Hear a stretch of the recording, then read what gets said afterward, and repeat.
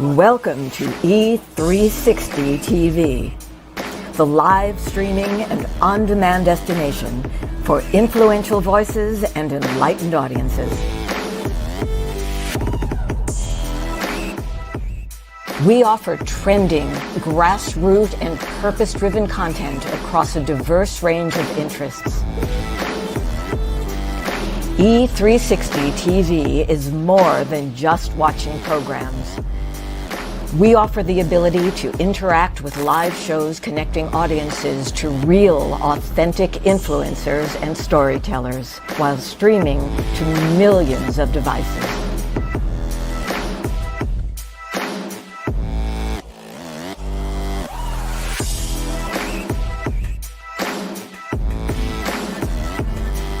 Real experiences. Raw conversations. One destination for it all. E360 TV.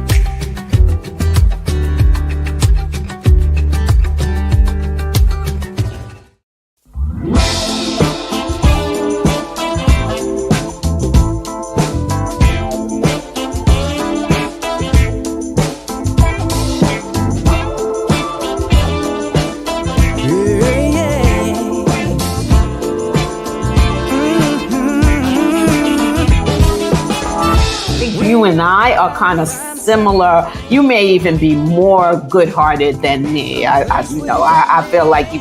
Well, but in our longing hearts, we're all the same. Mutual respect and yes. A boundary might have been crossed that you, right? That's so right. Just an example it is a great example. I appreciate that for giving me the example to even work with.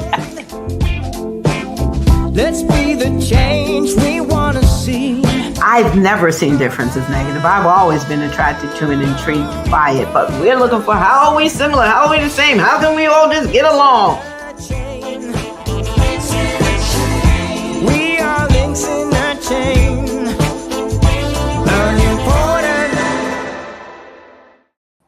Unimportant. What's up, everyone? Good morning, good afternoon, good evening from wherever you're tuning in from. This is Working It Out Across Generations. I'm Justin. And I am Dr. Lynne. Here on this show, we talk all things conflict, big and small. And being that we have a conflict resolution background, we try to give some tips for reconciliation. And we have a really, really interesting topic today. I know I'm excited to get into it. There's definitely a lot that we could say around this topic. And we're talking about, is murder ever justifiable? And I'm going to toss it over to Dr. Lynne to bring us into why we're talking about that today. I mean, just the fact that we even have to say that, like that's the title.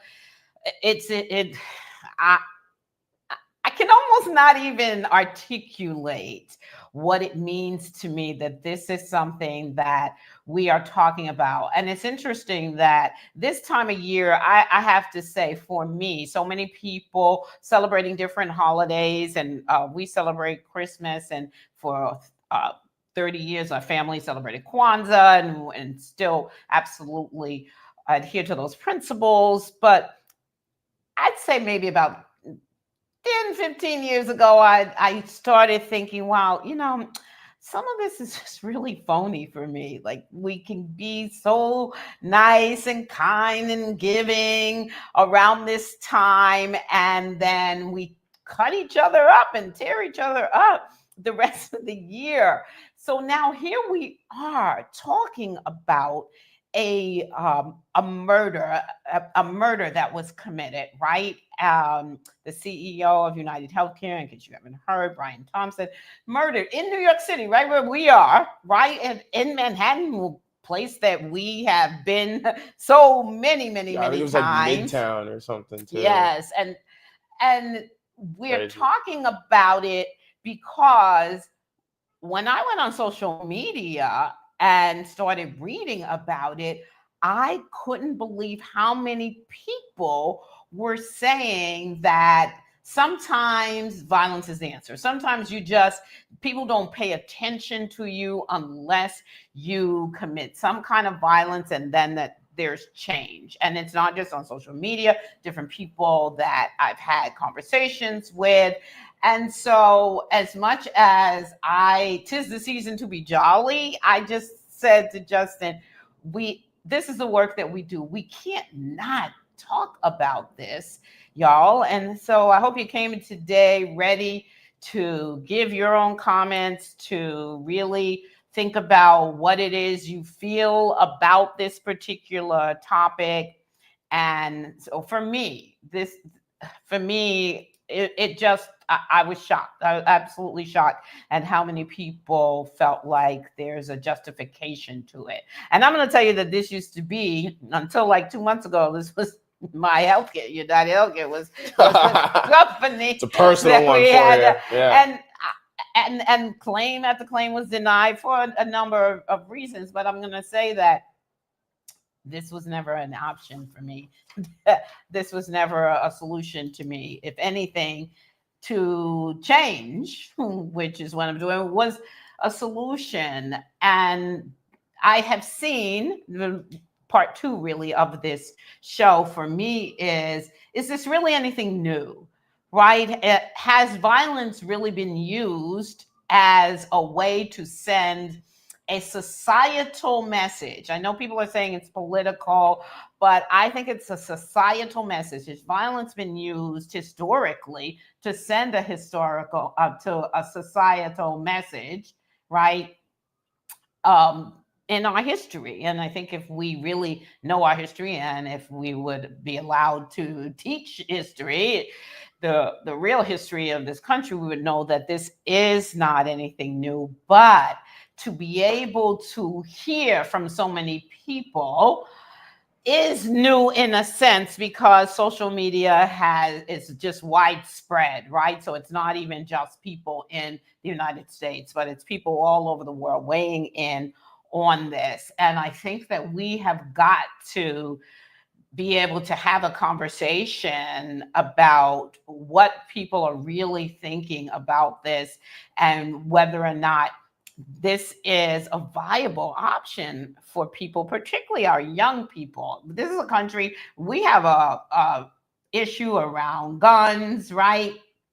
And we just recently had a 15-year-old allegedly shoot at a school in Wisconsin, 15-year-old and a girl, right, allegedly shoot in Wisconsin. We've had so many school shootings. And what's really interesting is that they are not reporting them. I was looking at how many in 2024, and you would think maybe there was like 9 or 10, but there were well over 50 in 2024, but we're not hearing about all of them, right?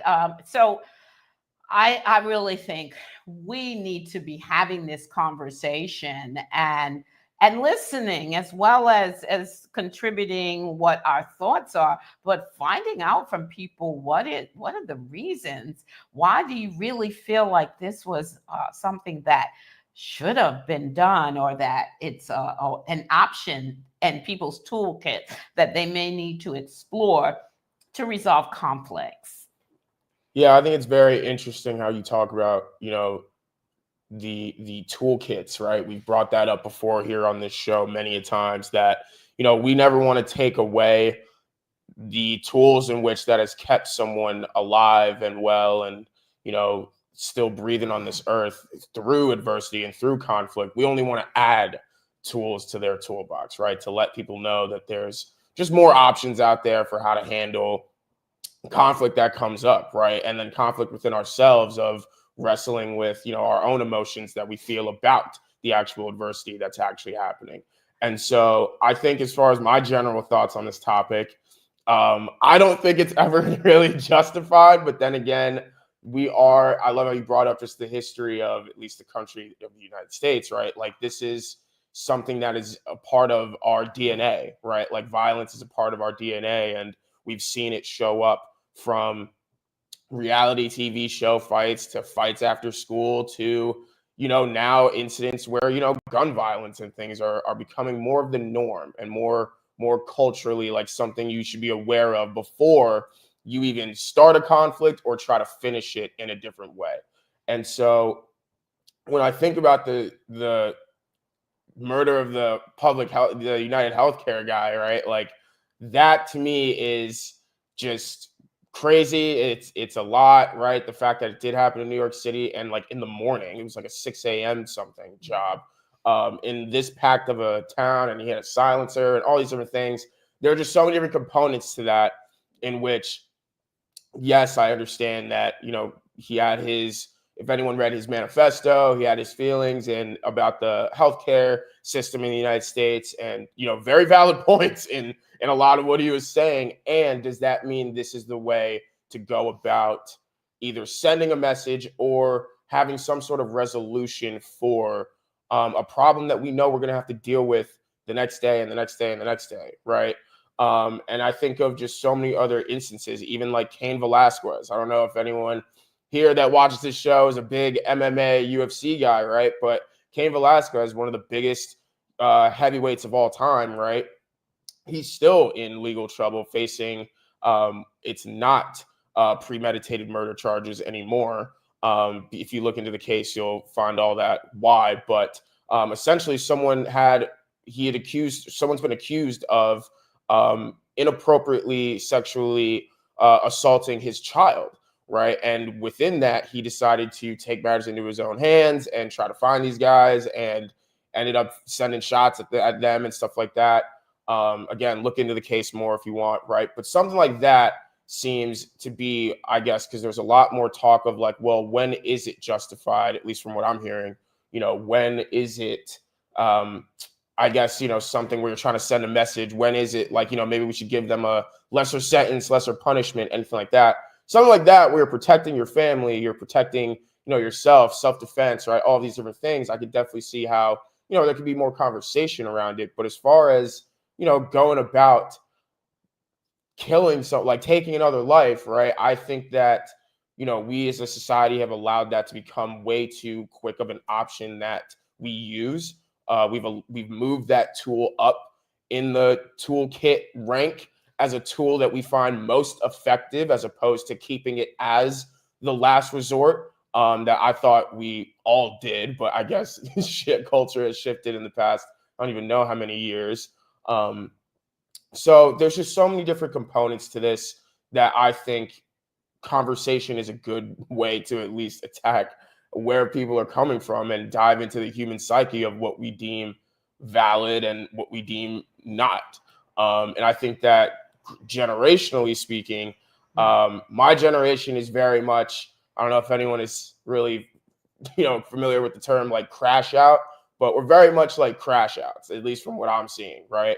Not just in social media, right? We would much rather burn something down than ask questions first and, deal with anything later. And so I think that when you talk about how it's showing up in our young people, right, it's showing up in these mass shootings, school shootings. It's showing up in even kids feeling the need to bring, weapons to school for any reason of their protection. It's things in the media that have definitely played a role into what we think and who we choose to not trust, who we see as some sort of threat that we need to look out for.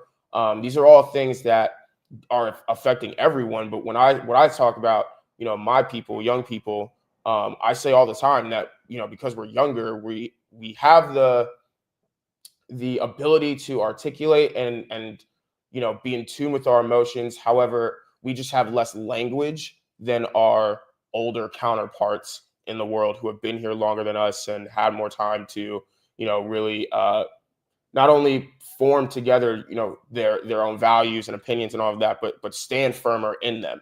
And so I think that when it comes to how it's affecting our young people, right, it's showing up in so many different ways, and violence is one of those things that's becoming kind of like, not the only option, but people would much rather, fight it out than talk it out, especially, after the conflict has happened, right? We see so many times and have heard so many stories of, conflicts or, conflicts that involve lives being taken, not really being addressed, sat down to talk about in any capacity until like years later between the two parties at hand.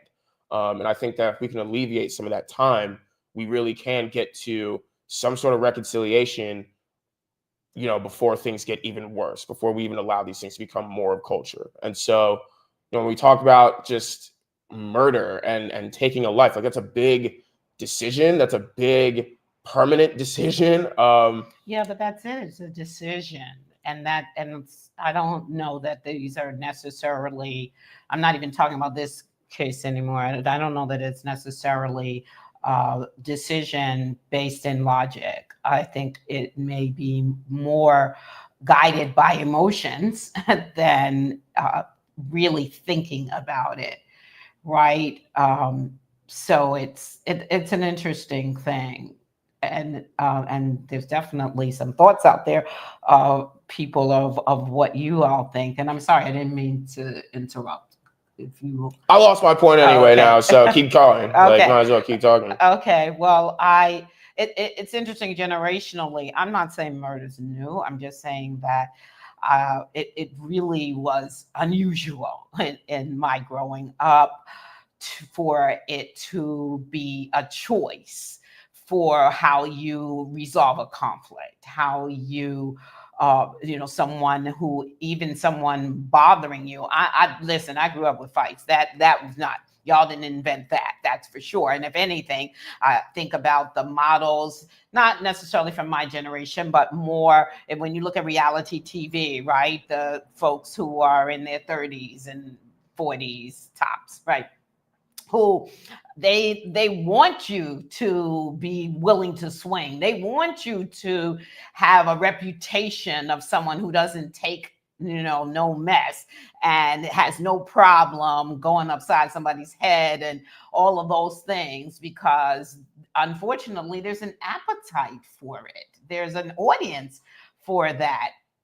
But at the same time, I can tell you that growing up, religion was very big in our household, and it was big with neighbors, and the 10 Commandments and thou shalt not kill was big. And but then at the same time, I remember as I was getting older thinking about, but what about the death penalty? We have that. We have sanctioned murder, right? And while you may feel like there's a just criminal justice system, many people have not experienced that. And there are people that are sitting on death row or have even been executed that it was shown, proven, especially with better DNA evidence now, that they were actually innocent. And so what are the dichotomies here? Like, how do you justify using it in one sense, right? Murder in one sense and not in another. And it's just on and on and on. I think different examples of how you are given, I believe, the opportunity to actually start thinking about and talking about these things, not just allowing yourself to get to the point where even putting on the list, right? Here are all of the options: stalking, like all of these things, and then on the list is murder, right? Which Right. it just was not something when I was coming up that you heard people talking about. Is it an expression? Unfortunately, yes. And words can be very, very deep, right? We have to pay attention to our words. We have to watch our words. But people would tell you all the time, it was just an expression. It was just something in frustration. It was just something in anger, but it's not something that I would actually do. But here we are. Here we are, for real. This is the reality of where we are. And what does that mean for us as a society when it is on the list, and not just for grown folk, but for teenagers, for your young people, that this is something that is seen as a viable option? And I know, again, if we go back to this particular case, that's not a teenager, but a young person nonetheless. Pretty Yeah, young. I mean, 20s, right? there's Somewhere in video of him, chugging beers at his college, right? We're talking about the CEO guy, right? I think it's Luigi something. He was the alleged shooter. he's okay, the alleged shooter. Thank Mhm. you. But he quite literally, there's video of him chugging beers at college, and you know, just having fun, being a college student, right? If you read anything about him, he was very, very smart. I think he was valedictorian at his school too, something like that, right? So it just goes to show, right? It's like, yeah, there's always a factor of, where and how you grow up, but that's also something that I think is something we kind of don't look out for, or don't have to look out for anymore, because it really could be anyone, right? Anyone could be driven to making such an emotionally driven decision, right? Because again, look at the manifesto. It's pretty interesting, some of the points he made. A lot of them fact, a lot of them definitely research based, and this is definitely a kid who did his homework and all these different things and knew what he was talking about. And right, for that to be how you wanted to handle it is a very interesting thing. And then talking generationally, like going into comment sections about this issue, right, about all this stuff, everyone just being on some like, hear me out, well, he's making kind of sense, this guy was a piece of crap, all these different things that just go to show how much in the everyday person, your neighbor, like people are thinking somehow, some way that like he like did a heroic thing, right? I've seen a lot of like, what a hero kind of comments in relation to this kind of issue, and you're shaking your head. And why is that? No, I'm just shaking my head in relationship to those comments. Oh, well, right. All right. Well, yeah, people are saying that. People are saying that. People are fully believing it. I've seen a whole bunch of like free bro, free Luigi, right? All these different things. And so, again, it's just a very, very heavy bag that I feel like if we do not start having conversations about just where we go mentally and emotionally when passion starts to get involved into some of these things, like defending family, like defending some sort of social issue, right?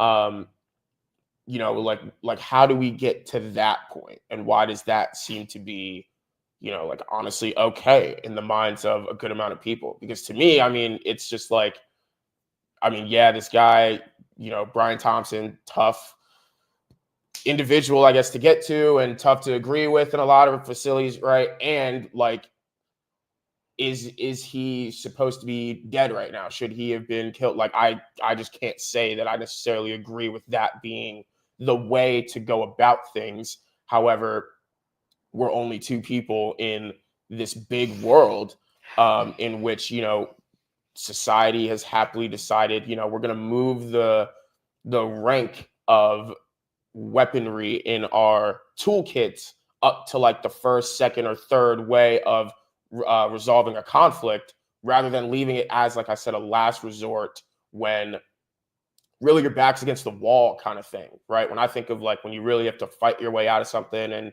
and it could potentially get to those levels. I'm thinking back against the wall. You've tried and exercised your other tools and skills for reconciliation, and they didn't work. So then it's like, all right, now we got to fight. Like, that's just where my brain goes. And then even then it's fight, not necessarily shoot to kill. So it's very interesting.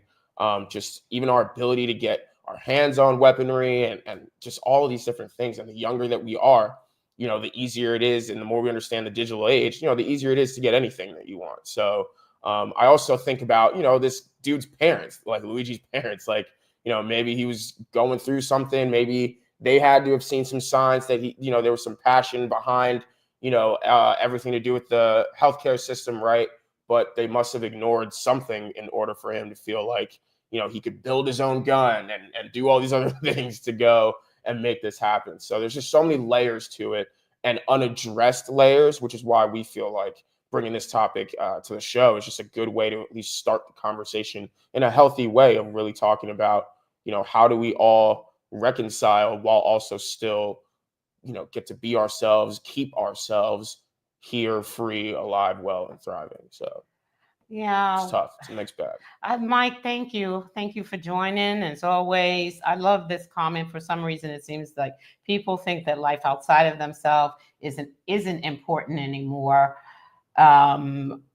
Yeah, that was what I thought. I don't know your name, right? Jesus saves, but I thought we were in the 80s of school shootings this year.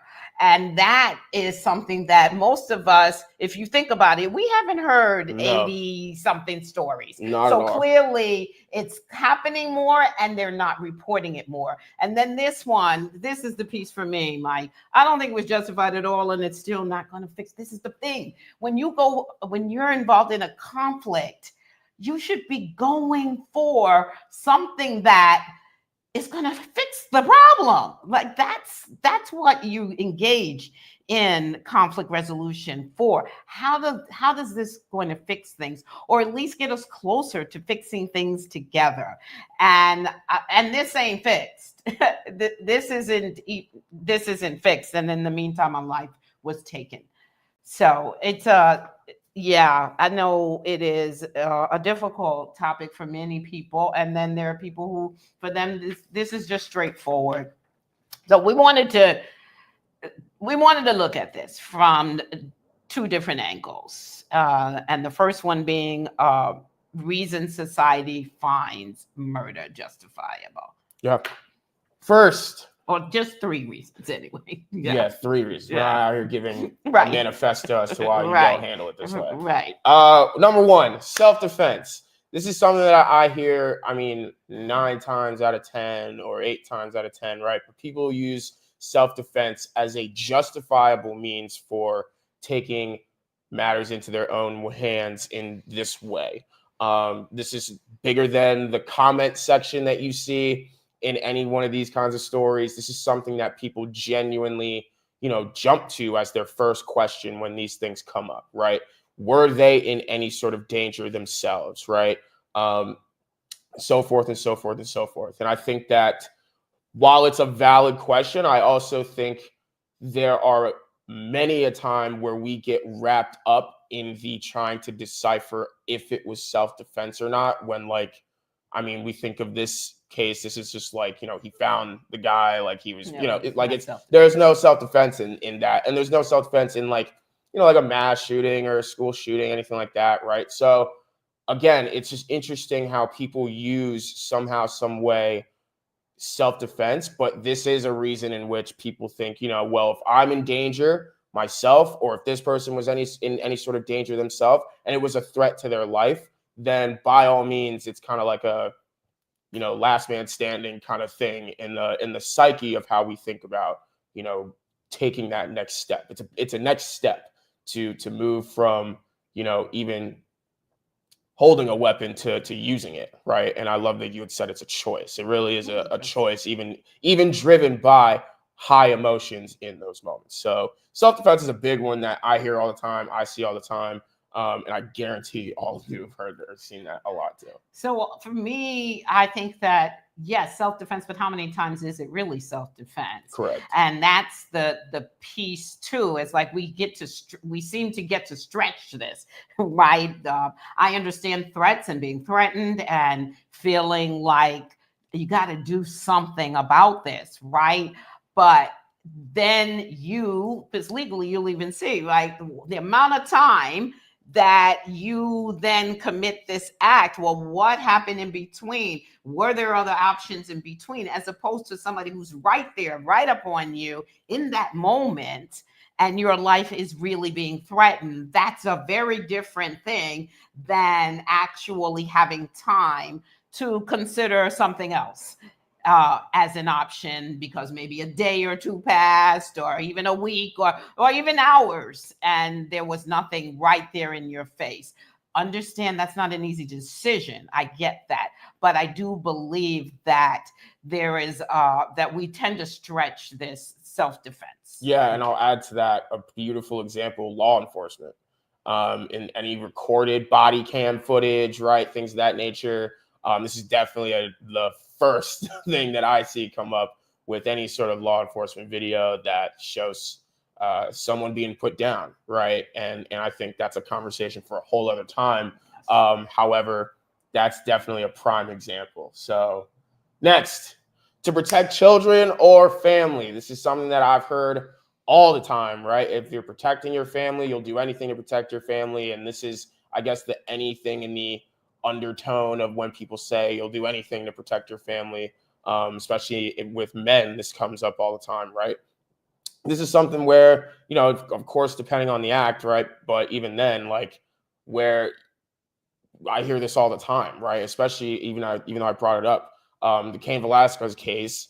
This is a dude who, at the end of the day, the UFC MMA community, has said on multiple times, in public outings and things like that, that this is a man who was trying to protect his family, right? This is something that happened to his child, who was 4 at the time, right? Horrible. And anyone would do anything to protect their family, right? Like, that was something that came up a lot.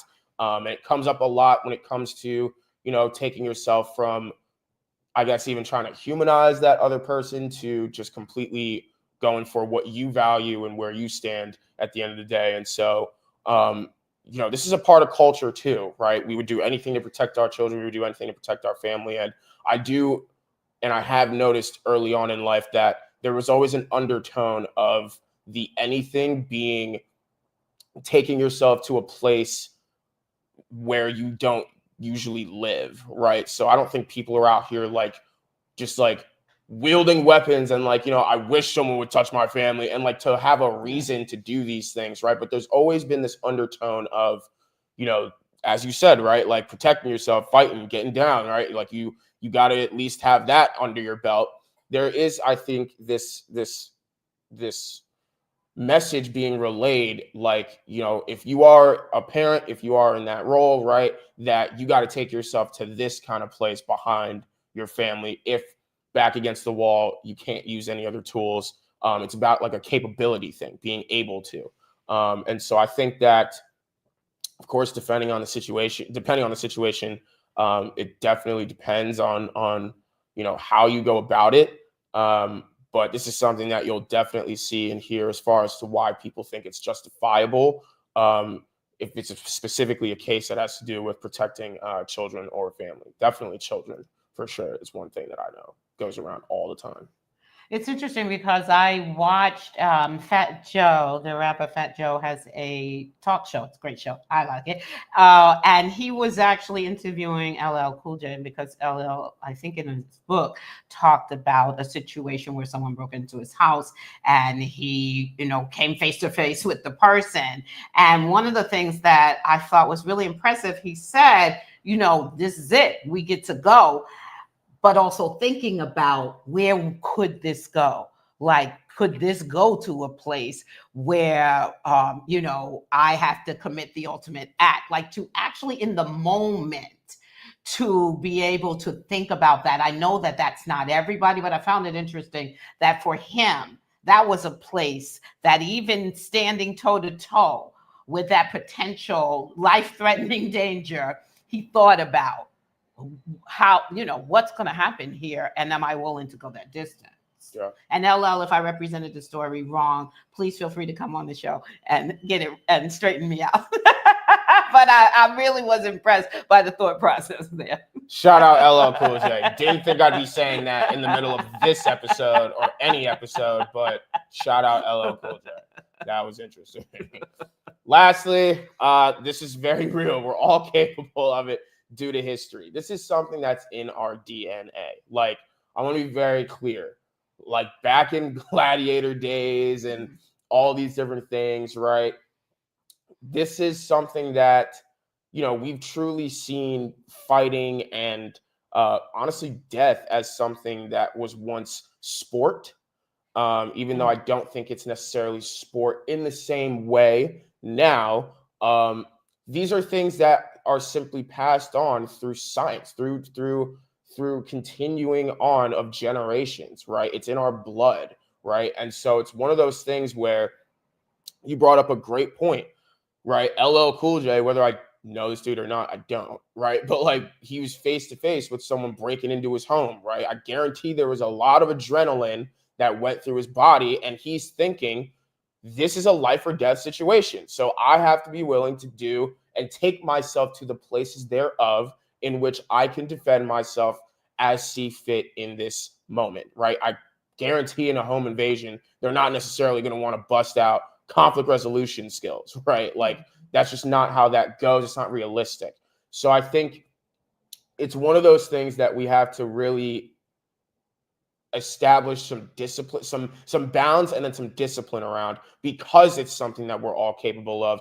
And violence and threats are, I think, becoming more subjective in what, people think of as a violent situation, or what people think of as a situation in which their life could be potentially in danger. I think somehow, some way, that's also become more subjective, right? But if that's the case, all the more reason why, if we're all capable of it, if it's in all of our blood to be able to go to those places in certain select situations, we really need to have more bounds and discipline around, have you tried these other tools yet? If you're going to be in a situation where you have to physically defend yourself, is there a way that you can, I don't know, go for a choke, go for something, break a leg as opposed to take a life? I don't know, whatever it is. But because it's in all of us, and we see and are constantly exposed to violence all the time, especially in the sports world, boxing and MMA, right? Dudes are losing their lives in these sports, and these are things that truly, due to history, are in all of us. So definitely putting some more discipline and balance around that, I think, is about really what this point is about for me. Yeah. Yeah, I'm gonna pass on this one. Okay. Oh, fast. Yeah, because I don't know. I mean, I get it. I understand it. And if you read history and you know that it's a part of, are we all capable of it? I don't know. Honestly, no. So I'm good with it, with what you said. So then let's talk about reasons why murder is never justifiable. First and foremost, because you have decided to take another human life. Who are you to take someone else's life? That is huge. At the end of the day, that's what you're talking about as a viable solution to a problem that you have. I mean, people are losing their lives because people simply do not like them. I mean, seriously, because so now you've decided that, here's the answer to my problem with this person. Yeah, it's like, I get to put this on my list as a solution and actually move it to the top of my list. And what I have modeled for anyone around me is that this is a solution that is okay, right? It's not last resort. It's actually okay. As well, let me go through the checklist of the different ways to resolve this, and murder's on that checklist. I'm sorry. I'm not good with that. Yeah, murder sucks. Yeah. Go ahead. Okay. Yeah. The next one. Press it. You got to press the thing. Okay. Hey, I will. Because the impact is far reaching. See, this is the thing we do not think about. People have families, people have children, people have loved ones, people, mothers, fathers, siblings. Like, the impact is far reaching. And we're just talking about people today, right? You committed murder today. People have found out, and it's the impact. But the impact goes for years and years and years. Could go for generations of people that person is not only no longer here, but the way in which they left this earth was so violent. It was terrible, right? So this is the thing that I'm saying, that people do not think, what is the impact? And then what's the impact to you? You can be as hard as you want to be, but within you, your body knows, your mind, your soul, your heart, your spirit knows you took a life, you took somebody's loved one. What does that do to you? The impact is far reaching. What does that do to your loved ones, right? Because what are the consequences that then come to you? None of that is considered in the moment. And I'm not talking about the self-defense piece, because even though it's there too, right? In self-defense, you take the life, the impact is far reaching. But I'm saying that when you start to put that on your list and think about that as a viable solution, you have not considered the impact being far reaching. Yeah, there's definitely a ripple effect with these decisions, right? Like, we're all brothers, we're all sisters, we're all cousins, we're all neighbors, right? We're all friends at the end of the day. And I think that it's really interesting how we see so many times, like, I guess it has to be an adrenaline thing, right? But there's like a moment where people like snap out of it and they really realize like what they've done, like what's coming as far as like consequences and all of that. And it's just interesting how those are things that people aren't thinking about ahead of time, or they're not spending too much time on, ahead of time before they commit such an act, such a permanent act, right? It's permanent to take a life. I think there's also, unfortunately, this in video game culture, right? Especially through like, Call of Duty and all these different shooters, right? People thinking you can respawn literally like in real life. And it's like, no, that's not how that works, brother. That's literally not how it works. That's a video game. This is real life. And so that's just an example, right? But I think that, when you think about the consequences, when you think about all of that ahead of time, it'll definitely be something in which you, I guess, snap back into your humanity even quicker, right? As opposed to, you're in a cell and you've already had to deal with your consequences, right? And that would probably prevent a whole lot of violence that goes on all the time, right? And so it's just very, very interesting. And I love the comment before, right? I think it was Mike. Appreciate you, Mike. But yeah, like, it's just so interesting how, we aren't thinking about other people's lives like that. We aren't thinking about the respect of giving others a chance to grow or change, right? It's almost like, let me alleviate this problem or person, right? Before they become even more of an issue, right? It's almost like that's where the heroic stuff comes in. And it's like, who are we to make that choice? And who are we to make that choice for other people's loved ones? So it's very, very interesting. Yeah. And what does it really solve? And Mike, I know this was you that said that. What does it really solve? Yes. I can, if we talking about this instance, nothing. Nothing. It didn't solve anything. Did it bring things to the forefront? Yeah, in conversation, but it wasn't anything new. I was going to say, stuff we already knew that stuff. Right. Like certainly did. How our healthcare sucks. Our healthcare system sucks. We already knew all that. Yes. So what is it that you're solving? And for some people, right, it actually makes it worse, right? When you decide that you're taking this person's life, somebody comes for you now, right? And then it continues on in the back and forth, and it just never seems to end, because that was not the solution for ending it. And I know that I've been there. Look, we did my background is in not just in conflict resolution, but running mediation programs in schools. And I've seen these kinds of conflicts and these fights where people just do not want to let go. I get that, right? They keep bothering you. They keep harassing you. They keep after you. I have seen that.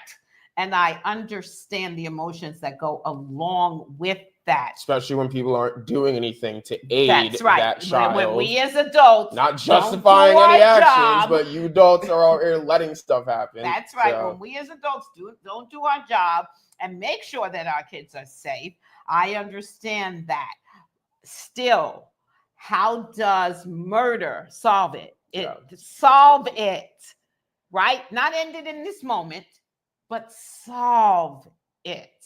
And I believe that this is just my belief, but I believe that folks know that it's not going to solve it, because if you look at probably, and the ones they told us about, the last few school shootings, they killed themselves after they shot other people. So clearly, if they thought that this was going to resolve it, they'd have left themselves alive to see that being solved. But they know that's not going to solve it. It is a reaction. It's a high-level reaction to not getting any support and relief and help with the problem. I get that. But what does it really solve? Please ask yourself that before you put this as a solution on your list. How does this solve it? Yeah, and I think a lot of the answer that people get to, hopefully, I really would hope when I say this, is that, honestly, they're solving or settling a personal score, right? And that's where the not thinking about other people comes in. That's where, it's a personal, I'm going to get back at this thing, this group, this person, whatever it is, this rhetoric out there, by committing such an act. And that's a very personal, not thinking. It's a very selfish. It's a very, not thinking about community, not thinking about humanity, not thinking about all of us moving forward. And even doing this, coming to a table and having conversations where you hear opposing ways of going about solving a similar conflict, right? That's like, to me, where a lot of like the best ideas come out, right? When you're at a table that have differing views, that have differing approaches, especially to a similar problem. And I think that, when you talk about what does it really solve, like that, murder is just not the answer. It's just not. And yet, we bring this to the forefront because somehow, some way, it's becoming more of the answer for a lot of people. Right. And so, and younger and younger. And what does that mean for our future? Yes. Andrea said, "Hey, Andrea, thanks for tuning in. What's the impact? Like, is it worth your life and freedom?" Like, that's a conversation you can have with yourself, right? That is this worth it? Because it could be my life.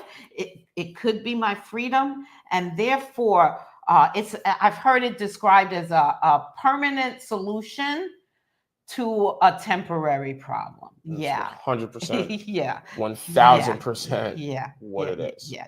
So, yeah.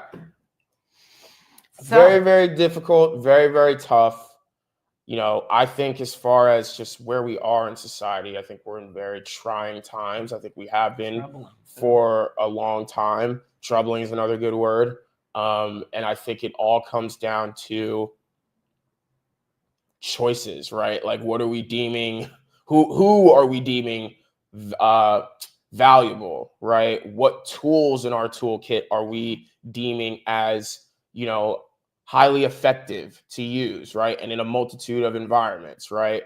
And I think that, unfortunately, this is something that has, it's climbed the ranks, right? I think young people are definitely wanting to, go there first and then ask questions later. And I think that comes from something, which is the whole reason why we're having this conversation, right? There's not a lot of talk, at least productive and healthily talking and acknowledging parts of even just the human psyche in this conversation, right? But if this is a tool that's out there, if this is something that people have access to, right?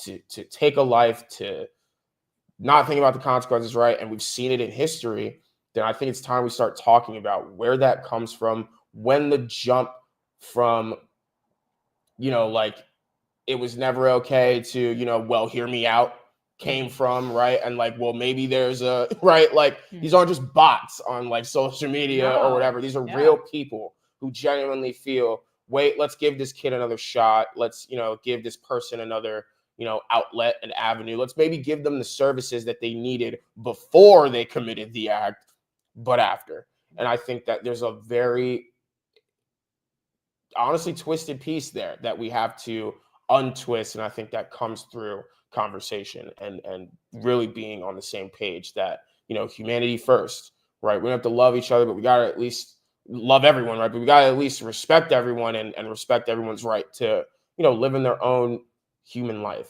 right? And I think that conversation is one of the best ways to do it. We need to aid our people. We really need to, up our mental health support services. That's something I could talk about for days on end, right?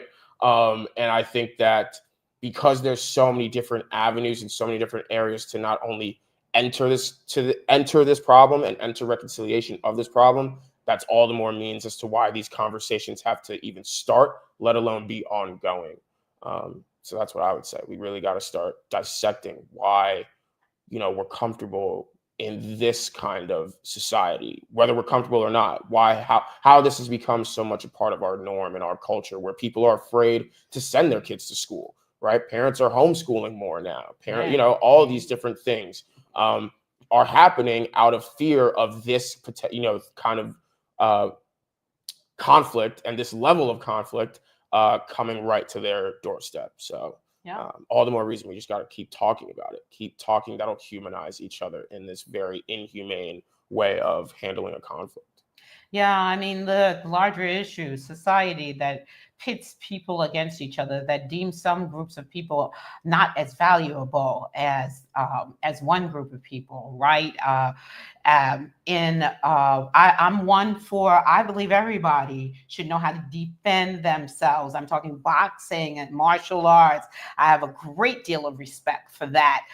But when you're talking about taking lives, no, I'm not with that. Again, yes, you have the right to defend yourself. Yes, but again, stop stretching with the definition of what that means. I think that when we have a society that does not respond to our children, who are desperately trying to tell us that they are being bullied, that they are being beaten up, I mean, so many different stories, and schools are not doing anything to protect, that we have so many guns in this country, in the United States, that is a problem, that kids can get their hands on them so easily and can go in and shoot up a school and feel like that is an option. And we continue to do nothing about it. We continue to do nothing about it. I'm really clear on that. There's always going to be reasons why this is going to continue to go higher and higher on people's lists as an option, as we are not talking to one another, as we are not seeing each other as human enough to make mistakes and be able to grow and change and do better and be better, but rather we ridicule one another when we make mistakes. We label people as weak because they don't do things a certain way, right? As long as these things continue, this is a problem that is going to continue. As long as wealth is the goal, as opposed to humanity and being able to empathize and be there for each other and help each other, then this is going to be an issue, because it's easy to ignore those who you are mistreating when you're on the way to your next million or billion. Hey, all of this is real. This is such an important topic, and I'm really glad that folks tune in to have their say, but also to hear our thoughts, where we really do feel passionately about it, as you can tell, and hope that we'll start looking at ways to do conflict better. Yeah, wrap us up. All right. So thank you for joining us, and you certainly can support this show by watching us on e360tv.com, Roku, Amazon Fire TV, Apple TV, on your big screen. Check us out. It's fun. It's exciting. Check out our Facebook page, Working It Out TV show. And please subscribe to our YouTube channel, Working It Out Across Generations. Every like counts, right? Every share, talking about us. I mean, people have had conversations with one another about the show. So we're extremely grateful for you for doing that and for tuning in.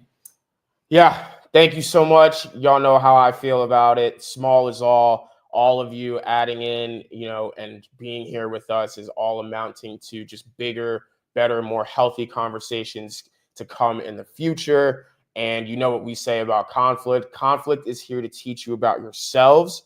So go out there and find out what that is. I'm Justin. And I'm Dr. Lynne. This was Working It Out Across Generations, and we'll see you next week.